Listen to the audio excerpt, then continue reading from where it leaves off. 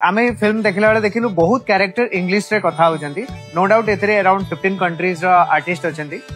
boatman आ fisherman अछंती समान भी English रे कथा होचंती सो माने केमिति माइंड रे आसला कि मु एमान को इंग्लिश डायलॉग देबी गोटे ओडिया फिल्म रे ता मते लागु छी मु subconsciously influenced by my experience in Banaras मु बनारस रो बहुत भलो पाए बनारस मु बहुत बुलाबुली करेछि बनारस रे and I have spent a lot of time with the boatman in Banaras तो जो आपण माने यदि बनारस जाइछंती तले जानिबे बनारस रो जो माने डंगा चालक they speak English French German Korean Spanish सबु भाषा माने जने जने व्यक्ति 4टा 5टा भाषा जान